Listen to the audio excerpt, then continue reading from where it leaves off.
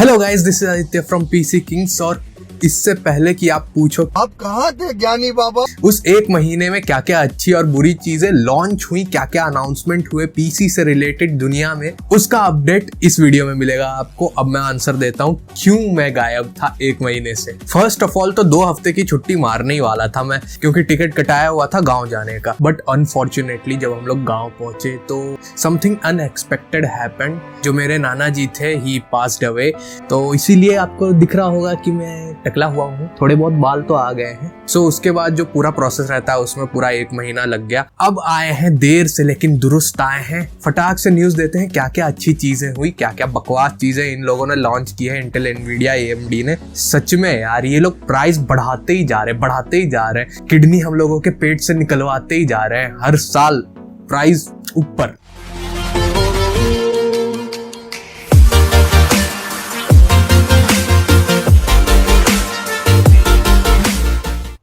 First of all बात करते हैं कि इंटेल ने क्या करामात किया है इस बार। इंटेल ने लॉन्च किया है 13400F, जो कि अराउंड 20,000 के अराउंड अभी प्राइसिंग आई है।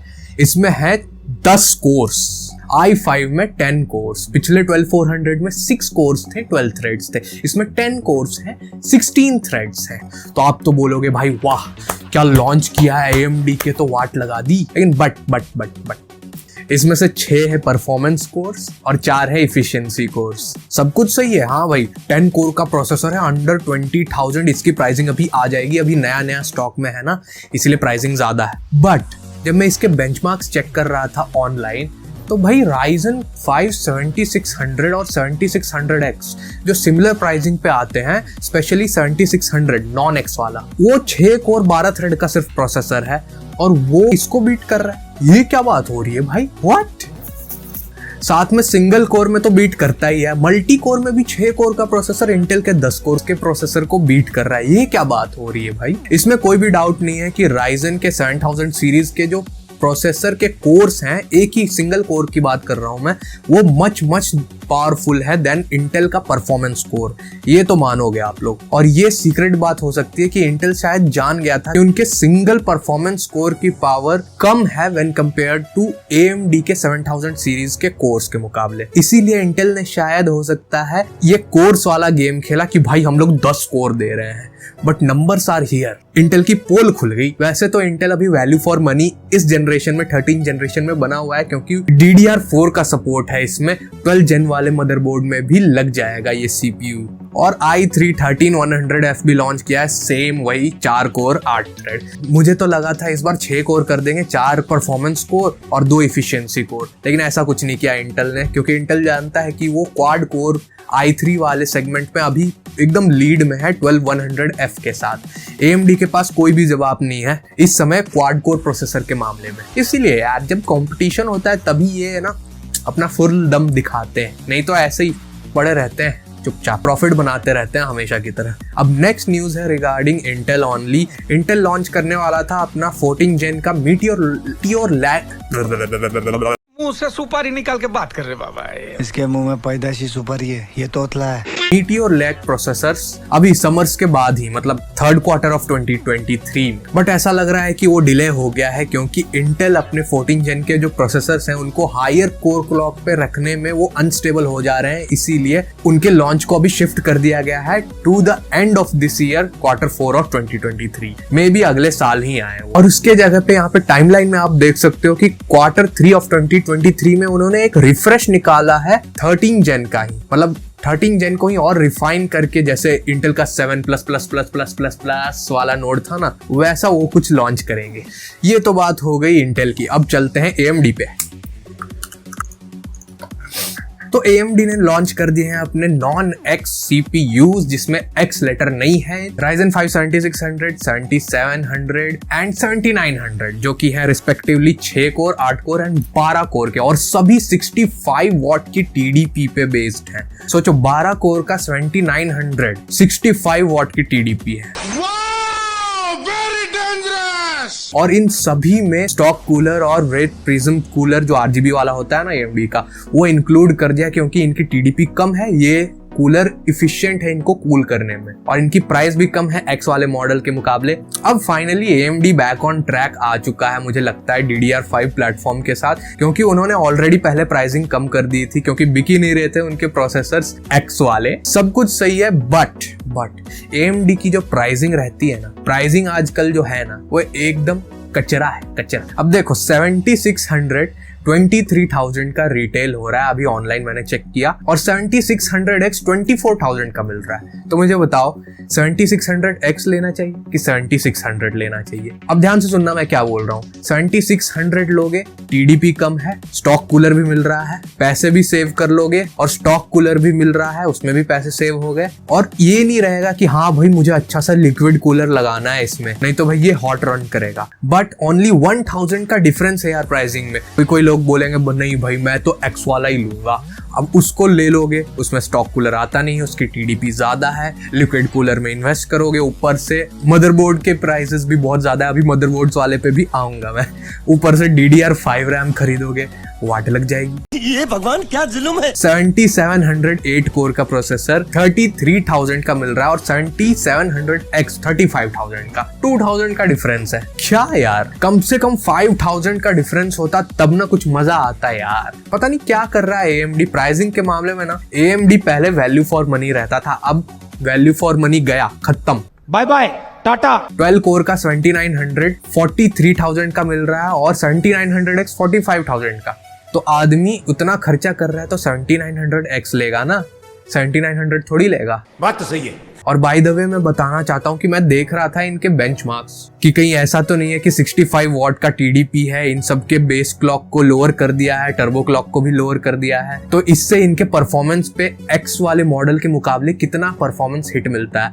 और सरप्राइजिंगली इतने कम TDP के बाद भी ये 90 to 95% मैच कर रहे थे X वाले वर्जन से। सो इफिशियंसी और परफॉर्मेंस पर वॉट के मामले में तो AMD एक नंबर है, लेकिन भाई बस प्राइसिंग सही रख दे।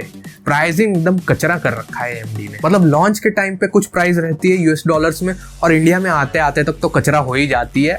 डिस्ट्रीब्यूटर्स हैं भाई, अपना काम करते रहते हैं कि नहीं, अपना पेट भरते रहते हैं, उनका बहुत बड़ा पेट है। अजीब जानवर है, कितना भी खाए भूखा ही रहता है। नेक्स्ट न्यूज है कि भाई B650X670E मदरबोर्ड्स की प्राइसिंग, हम लोग B450 खरीदते थे, हाँ भाई 8,000 10,000 में एकदम तगड़ा लेवल का VRAM वाला टॉमोहॉक आ जाता था। फिर भाई B550 आया, चलो 2-3 हजार ज्यादा लगाना पड़ेगा, कोई दिक्कत नहीं है, 12-13 हजार में B550 मदरबोर्ड भी मस्त आ जाता था, वो भी ATX फॉर्म फैक्टर वाला। यहाँ पे AM5 प्लेटफॉर्म के लिए इन्होंने 4 मदरबोर्ड्स लॉन्च किए थे B650 नॉर्मल वाला, जिसकी स्टार्टिंग प्राइस भाई 17-18 हजार से है। B650 एक्सट्रीम, उससे एक स्टेप ऊपर चले जाओ, वो स्टार्ट हो रहा है 25,000 से। वाह क्या बजट है यार। फिर जिनके पास थोड़ा ज्यादा कैश है, माल ज्यादा है घर में, उनके लिए X670 स्टार्टिंग 28,000 ओनली। और फिर जो बेस्ट ऑफ द बेस्ट चाहते हैं X670 एक्सट्रीम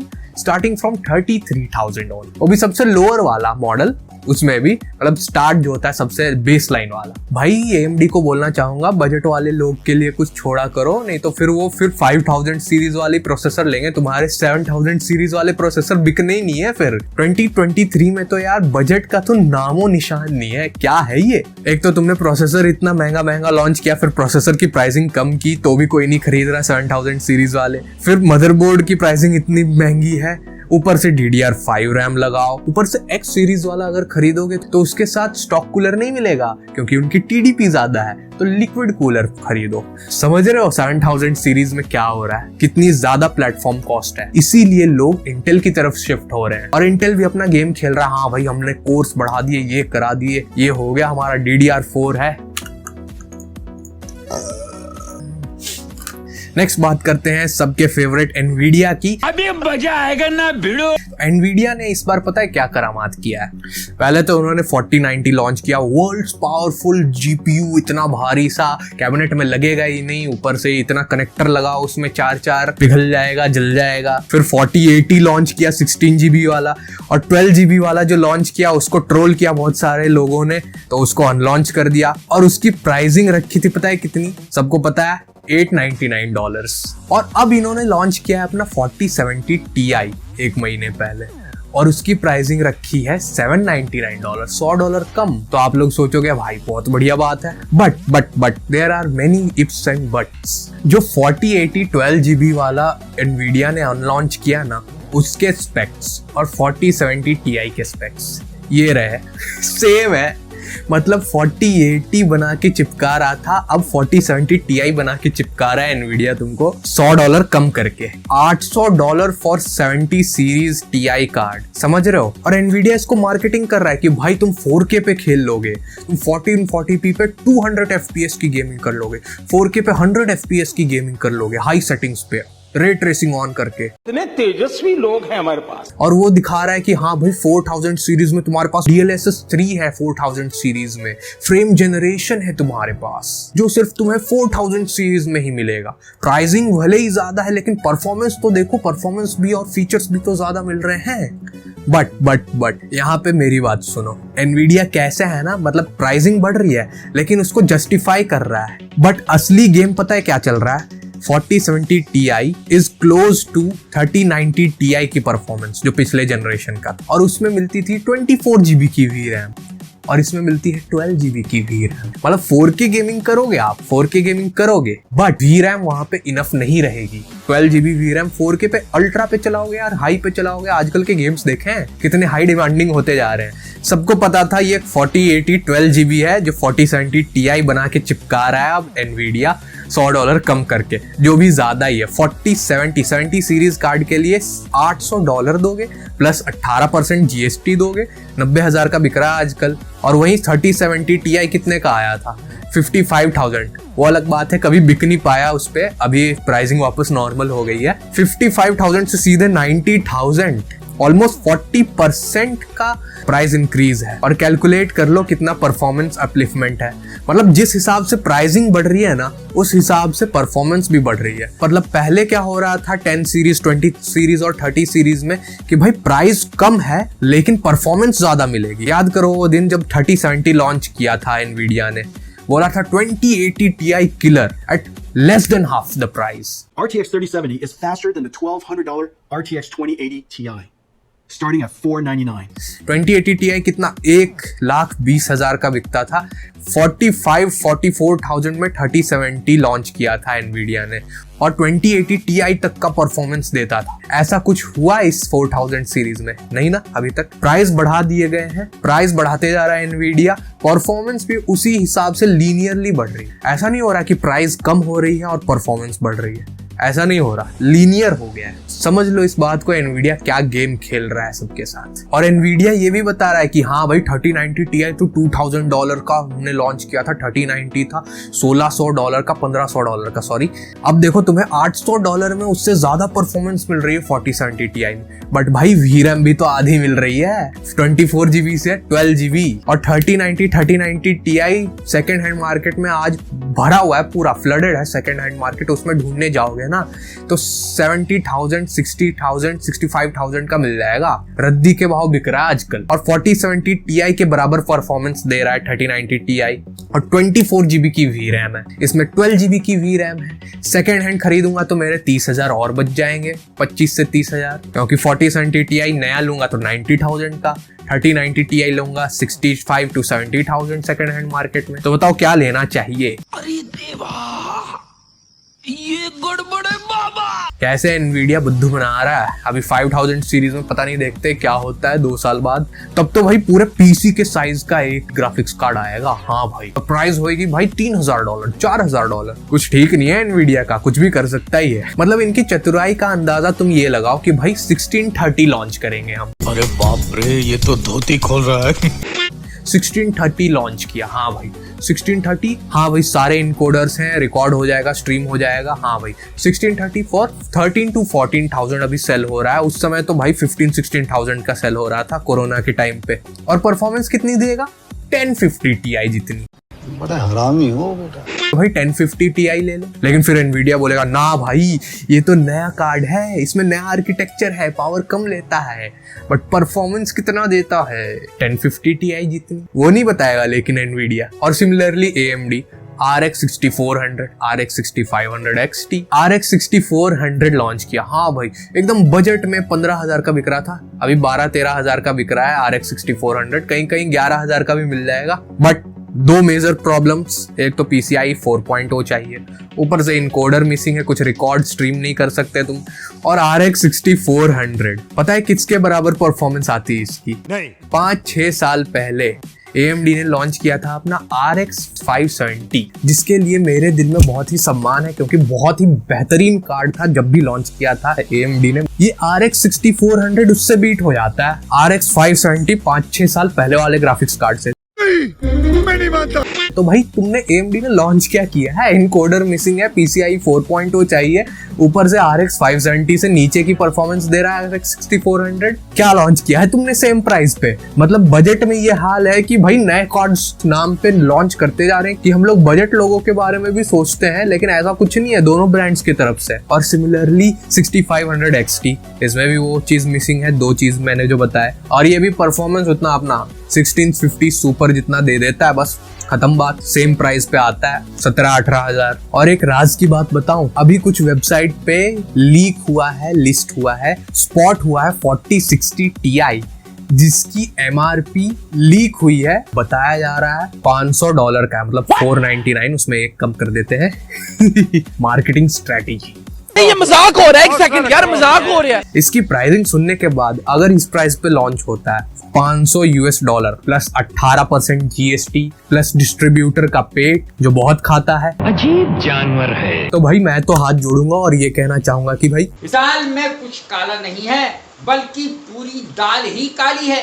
3060 Ti कितने में लॉन्च हुआ था? 36,000 MSRP थी, आजकल 38-39,000 का बिक रहा है मार्केट में। अब ये लॉन्च ही होएगा 45,000 पे, प्लस 18% GST प्लस डिस्ट्रीब्यूटर का पेड, 55,000 to 60,000 का ये आएगा मार्केट में जब लॉन्च होएगा। तो मुझे ऐसा लगता है जैसा पिछला ट्रेंड चल रहा है 4070 Ti 4080 का 4090 का, वैसा देख रहा हूँ। तो सबके सब चोर हैं साले। तो मतलब बजट वाले को तो भूल जाओ भाई, घर जाओ तुम लोग। हाँ, हो गया, तमाशा खत्म है। चलो चलो चलो। इसीलिए कह रहा हूँ भाई कि 40 सीरीज के पीछे मत भागो। बहुत सारे लोग तो नीचे कमेंट करते हैं ना, बहुत सारे वीडियो में मैं देखता हूँ कि भाई 4050 का वेट कर रहे हैं, 4050 का वेट कर रहे हैं।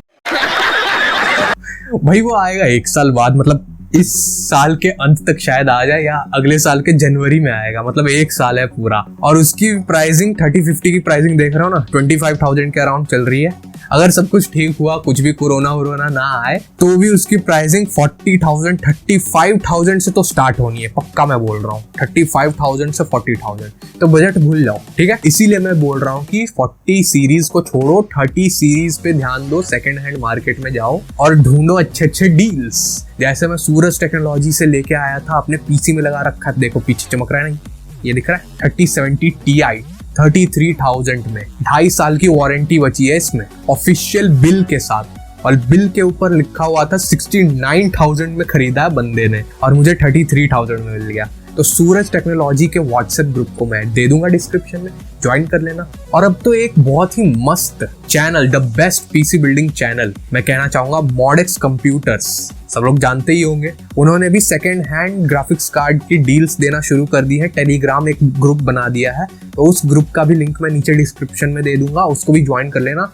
वो तो सबसे ट्रस्टेड वेबसाइट है भाई। अगर सूरज टेक पे ट्रस्ट नहीं हो रहा तो मॉडेक्स टेक पे तो पक्का 1 नंबर। चैनल जाके सर्च कर लो, ये कोई प्रमोशन है नहीं, मुझे कोई पैसा नहीं मिला, लेकिन कम्युनिटी का फायदा होना चाहिए इसलिए बता रहा हूँ। सूरज टेक या मॉडेक्स टेक, इन दोनों के व्हाट्सएप या टेलीग्राम ग्रुप को ज्वाइन कर लो। वहां पे अमेजिंग प्राइस पे भाई, लिटरली हाफ द प्राइस पे ग्राफिक्स कार्ड मिल जाएंगे अंडर वारंटी, एकदम प्रॉपर टेस्ट किए हुए। जैसे RTX 2060 15,000 का मिल जाएगा, 1660 सुपर 12,000 का मिल जाएगा। इतनी खुशी मुझे सबके अंदर 1.5 years 2 years की वारंटी बची रहती है, बिल भी आपको मिल जाएगा साथ में। अगर सूरज टेक्नोलॉजी वाली वीडियो नहीं देखी है जिसमें मैंने ये ग्राफिक्स कार्ड लाया था, ये जो चमक रहा है नीचे, ये देखो लाइन जा रही है ना, रहा नहीं जाता, तड़प ही ऐसी है ना।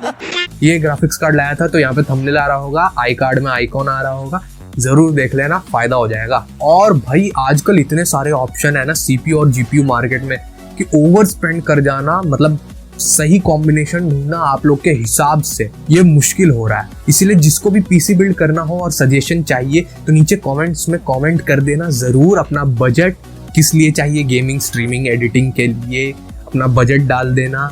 और इंटेल प्लेटफॉर्म पे चाहिए कि AMD प्लेटफॉर्म पे, ग्राफिक्स कार्ड कौन से प्लेटफॉर्म का चाहिए, AMD का कि NVIDIA का, ये मेंशन कर देना। बेस्ट कॉन्फ़िगरेशन रिप्लाई करूंगा तो नीचे कमेंट कर देना। अगर ज्यादा कमेंट आए तो हो सकता है मैं इस पे वीडियो ही बना दूं। और कुछ लोग ऐसे भी होते हैं कि भाई उनको बस 40 से 50,000 60,000 में भाई बेस्ट पॉसिबल क्या बन सकता है वो बना के दे दो भाई। बहुत सारे लोगों को पता भी नहीं रहता पार्ट्स की नॉलेज। तो अगला वीडियो वही होने वाला है। 40,000 50,000 से लेके 60,000 में बहुत ही बेहतरीन 2K गेमिंग पीसी बन सकता है आज के जमाने में, एकदम खतरनाक। तो वो पीसी बिल्ड गाइड आने वाली है, तो चैनल को जरूर सब्सक्राइब कर लेना उसके लिए, अगर ऐसे ही पीसी बिल्डिंग कंटेंट में इंटरेस्टेड हो तो। बाकी अब वीडियोस रेगुलरली आएंगी क्योंकि मैं आ गया हूँ back to my setup. And जाने से पहले एज यूजुअल फायर गेमिंग को जरूर सब्सक्राइब कर लेना। उस पर मैं थोड़ा इनकंसिस्टेंट रहता हूँ, लेकिन अभी मैं ट्राई कर रहा हूँ कंसिस्टेंटली उस पर वीडियो अपलोड करने की, क्योंकि भाई 23 मार्च को आ रहा है रेसिडेंट इविल 4 का रीमेक जो मुझे खेलना है ऑब्वियसली। इसीलिए I want to complete Resident Evil Village first. तो चेकआउट कर लेना, अगर अच्छा लगे तभी सब्सक्राइब करना। मिलेंगे ऐसे ही धमाकेदार इंफॉर्मेटिव वीडियो में, तब तक के लिए बाय बाय, सायोनारा। Okay.